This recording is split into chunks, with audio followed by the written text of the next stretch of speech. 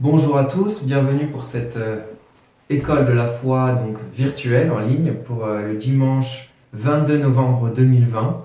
Pour la fête du Christ roi, nous allons méditer sur cet article du Credo. Jésus reviendra pour juger les vivants et les morts.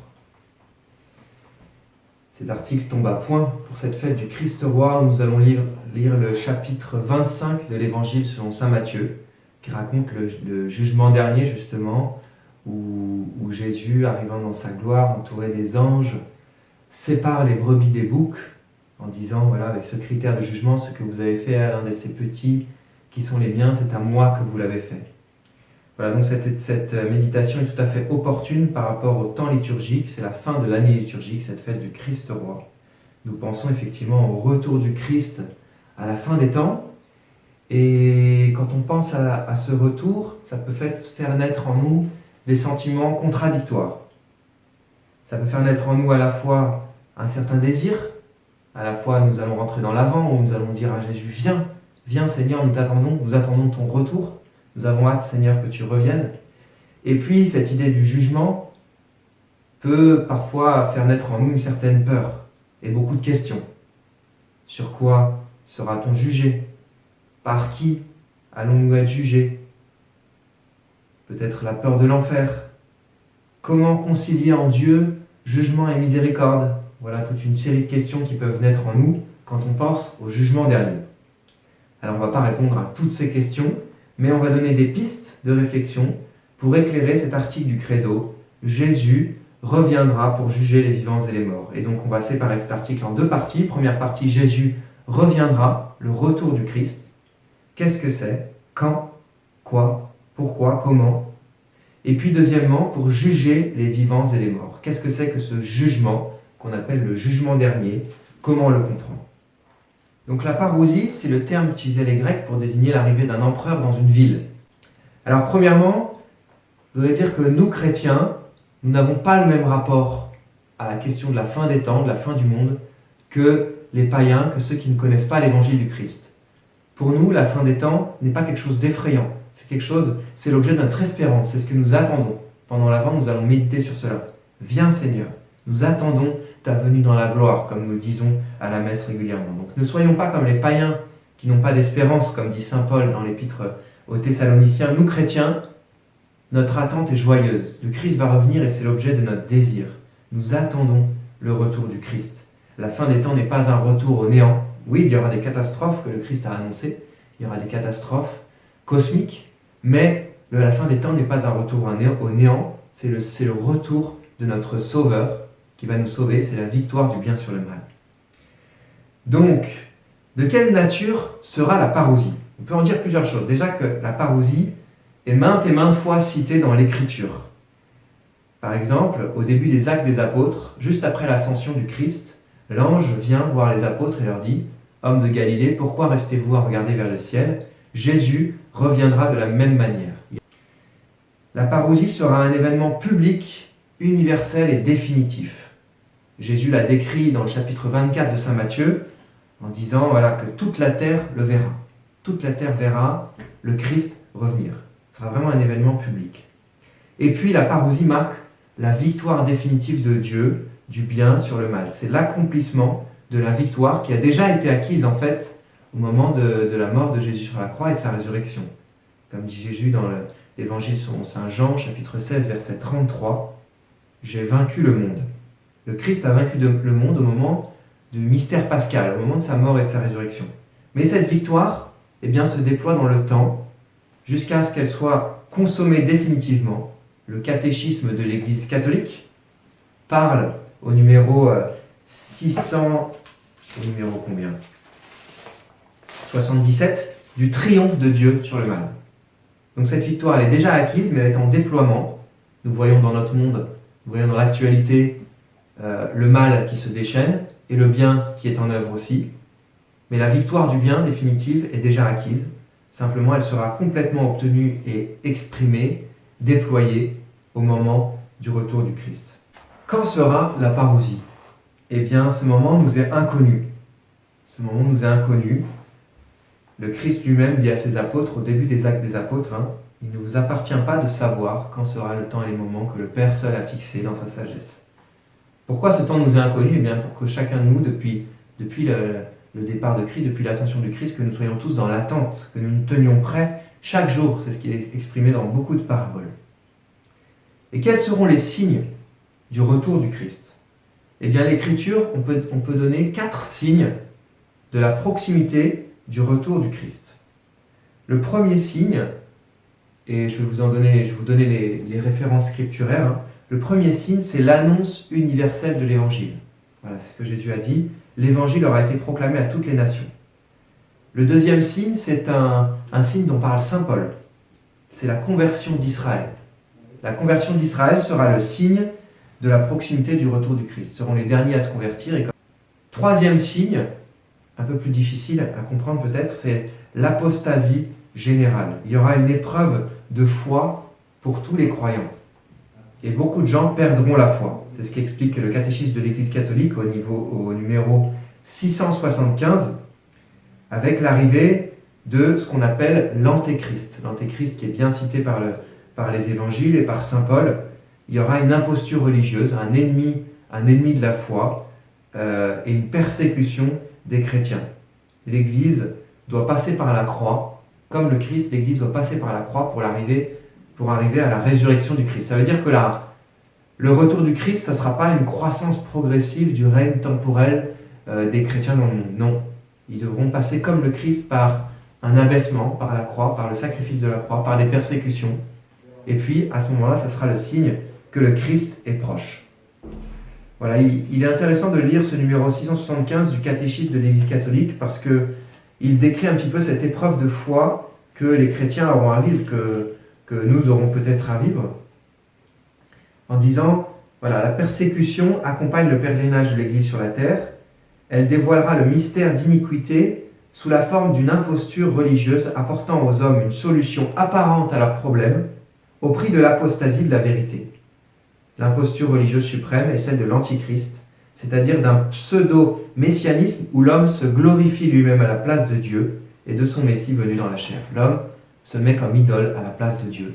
Ça, c'est une conséquence du péché originel où le serpent a soufflé à Adam et Ève, vous serez comme des dieux.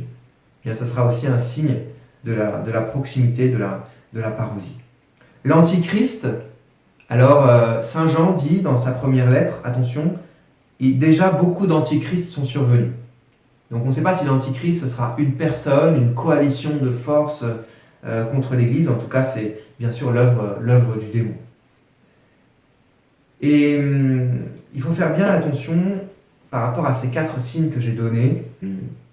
Ces signes s'accomplissent en fait depuis l'ascension du Christ. Ces signes s'accomplissent dans l'histoire. Il y a eu des vagues de persécution des chrétiens, des totalitarismes du XXe siècle. Il y a eu beaucoup de signes. Pour une part, ces signes ont déjà commencé à se réaliser en fait depuis l'ascension. Donc il peut être parfois dangereux de tomber un peu dans le catastrophisme en disant c'est maintenant, d'interpréter les signes d'aujourd'hui comme si unilatéralement c'était l'accomplissement de la fin des temps qui est en train de se déployer. Bah oui, mais ça fait 2000 ans que la fin des temps est en train de se déployer. Nous attendons le Christ, nous ne savons pas s'il arrivera demain, s'il arrivera dans 1 an, dans 10 ans, dans 100 ans, on ne sait pas. Voilà. Le danger en fait du catastrophisme et de l'interprétation unilatérale des signes, c'est de tomber dans la paranoïa, de perdre l'espérance, et puis aussi, on peut voir aussi un danger dans le fait de voir toujours le mal à l'extérieur de soi. Dire, bah voilà, lui c'est l'antéchrist, là, tel pays, tel régime est la manifestation de la destruction de l'Église, et donc en fait on voit le mal à l'extérieur. On ne voit plus que le combat entre le bien et le mal, ce combat immense qui est à l'œuvre depuis le péché originel, se joue en fait dans notre cœur. Donc nous, ce que nous pouvons faire, nous ne pouvons pas changer les régimes politiques du monde entier. Par contre, ce que nous pouvons faire, c'est nous convertir nous-mêmes. Ne soyons ni catastrophistes, ni désabusés, parce que le Christ tarde à venir, le Maître tarde à venir, ce qui est cité dans beaucoup de paraboles d'ailleurs. Soyons dans l'attente. Et ça tombe bien que nous parlions de ça aujourd'hui, parce que c'est bientôt l'Avent. Et l'Avent, c'est la période où nous apprenons à attendre par excellence. Tenez-vous prêts, dit Jésus dans l'évangile de Luc. Être dans l'attente, c'est-à-dire bien désirer ce retour du Christ. De lui dire souvent, Seigneur, nous attendons ta venue dans la gloire. Nous t'attendons, Seigneur. Viens. Renouvelons ce désir et cette attente. Si je reprends le catéchisme de l'Église catholique au numéro 677, ce qui est exprimé, c'est que le retour du Christ consiste dans le triomphe de Dieu sur la révolte du mal et prendra la forme du jugement dernier. Donc, retour du Christ implique le jugement dernier. Qu'est-ce que c'est que ce jugement? Le Christ revient pour juger. Alors déjà, il faut apporter une précision très importante, il faut faire une distinction quand on parle de jugement. Il y a deux jugements, en fait. Il faut distinguer le jugement particulier du jugement universel. Le jugement particulier, c'est le jugement que tout le monde a à l'heure de sa mort. À l'heure de notre mort, nous paraissons devant Dieu et nous avons un jugement particulier, individuel, qui est distinct du jugement universel qui aura lieu à la fin des temps, lors du retour du Christ. Quelle est la différence entre ces deux jugements? Eh bien, le jugement universel, il concernera toutes les nations.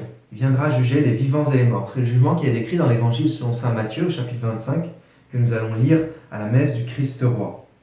Pourquoi faut-il un deuxième jugement? Il y a plusieurs raisons. La première raison, c'est que ce n'est qu'à la fin des temps que toutes les conséquences de nos actes auront survenu. Vous savez, quand on pose un acte, ça a des conséquences dans notre vie, mais ça a des conséquences après sur les générations futures. Et donc les destinées humaines seront nouées seulement à la fin des temps. Donc pour juger l'ensemble du monde, l'ensemble des actes, il faut le juger en fonction de ces conséquences qui seront achevées seulement à la fin des temps. Et puis, nous ne sommes pas des individus séparés les uns des autres, nous sommes un peuple, nous sommes le peuple de Dieu pour l'Église, nous sommes le peuple, même l'humanité est unie, nous sommes unis les uns aux autres, donc nous allons au jugement dernier être jugés comme peuple, justement, comme partie d'un tout. Et puis enfin, ce qu'on peut dire aussi également, c'est que le jugement dernier succède à la résurrection des corps.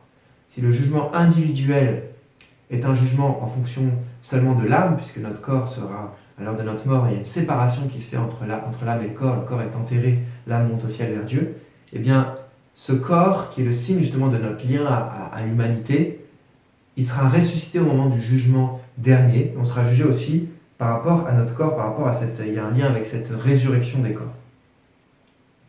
Qui va nous juger? Eh bien, c'est le Christ. Déjà, c'est Dieu. Dieu est le seul juge, Dieu est le juste, Dieu connaît nos cœurs, mieux que nous-mêmes. Si notre cœur nous condamne, Dieu est plus grand que notre cœur. C'est une parole qui est source d'espérance pour nous.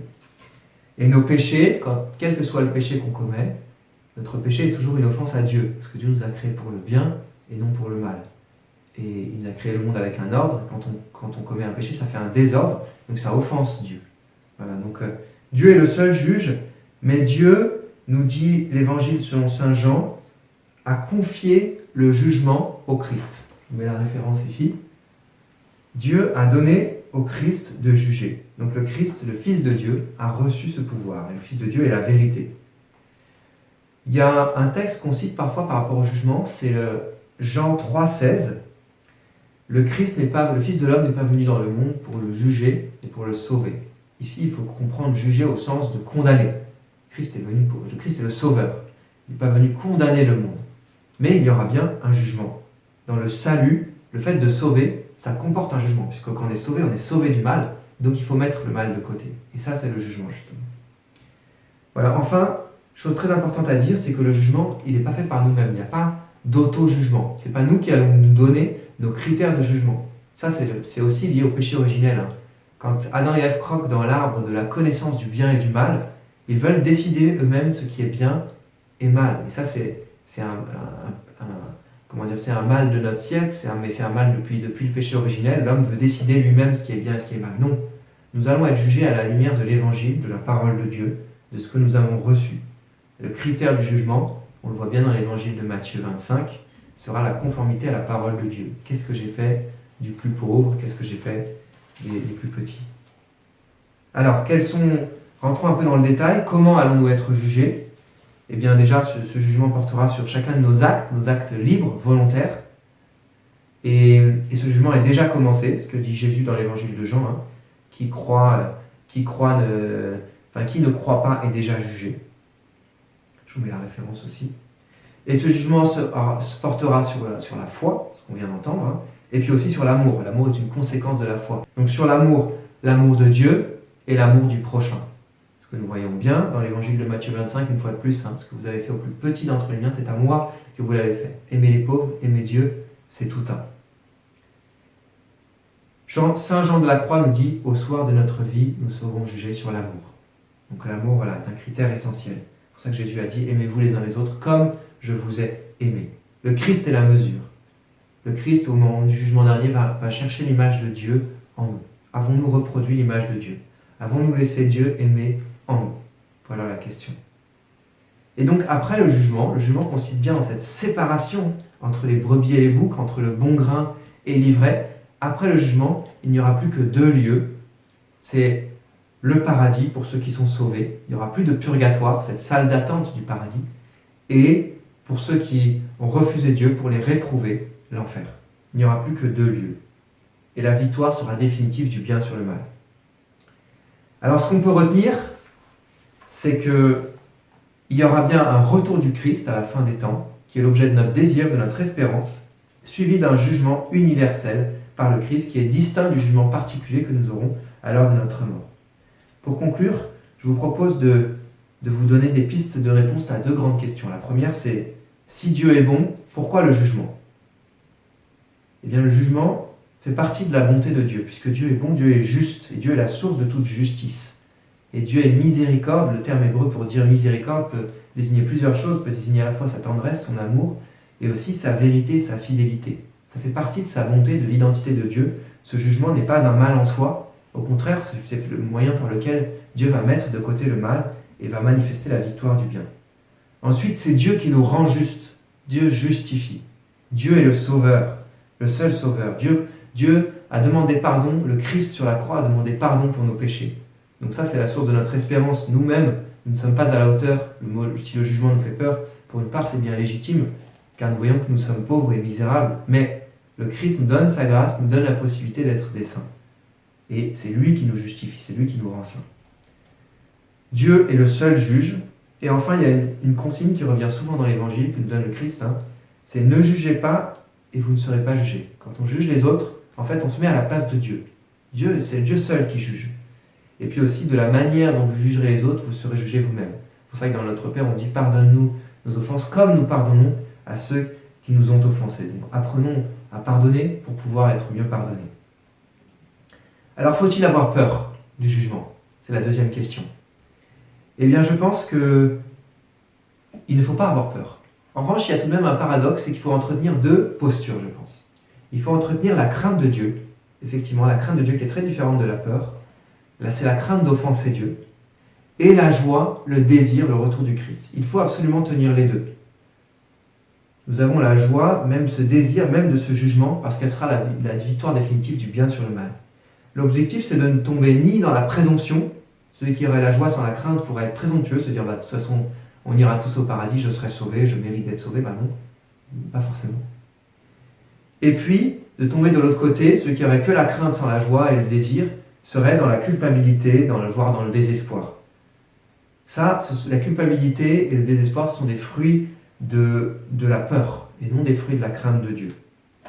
Sainte Thérèse disait, au soir de ma vie, je paraîtrai devant Dieu les mains vides, dans une grande confiance. Sainte Thérèse de Lisieux, c'est la sainte de la confiance en Dieu. Il est bon d'avoir les 2, de tenir les 2, pour avoir toujours un peu cette tension en nous qui fait que nous avons le désir de nous convertir. Nous avons hâte du retour du Christ, mais en même temps, nous voyons que nous avons encore du chemin à faire pour nous rapprocher de lui. Et voilà, alimentons à l'approche de l'Avent. Seigneur, nous voulons que tu viennes. Nous attendons ta venue dans la gloire. Voilà. Jésus reviendra dans la gloire pour juger les vivants et les morts.